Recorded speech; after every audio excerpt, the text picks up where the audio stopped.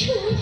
আর কোনোদিন তার পিতার কোলে ঝাঁপিয়ে পড়ার সুযোগ পাবে না,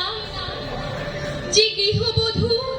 আর কোনোদিন তার স্বামীর প্রতীক্ষায় আঁচলে প্রদীপ ঢেকে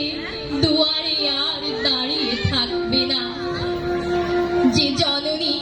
খোকা এসেছে বলে উদ্দাম আনন্দে সন্তানকে আর বুকে জড়িয়ে ধরতে পারবে না,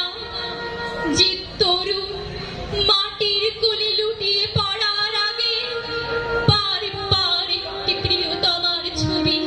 চোখে আনতে চেষ্টা করেছিল, সে অসংখ্য ভাই বোনদের নামে আমার হাজার বছরের ঐতিহ্যে লালিত যে ভাষায় আমি মাকে সম্বোধনে অভ্যস্ত, সেই ভাষা ও স্বদেশের নামে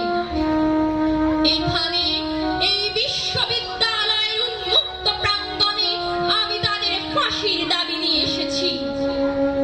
যারা আমার অসংখ্য ভাই বোনকে নির্বিচারে হত্যা করেছে। যেদিন আমরা লড়াই করে জিতে নেব ন্যায় নীতির দিন, হে আমার মৃত ভাইয়েরা, সেই নিস্তব্ধতার মধ্য থেকে তোমাদের কণ্ঠস্বর স্বাধীনতার বলিষ্ঠ চিৎকার ভেসে আসবে। সেই দিন আমাদের দেশের জনতা খুনি জালিমকে ফাঁসির কাষ্ঠে ঝুলাবে।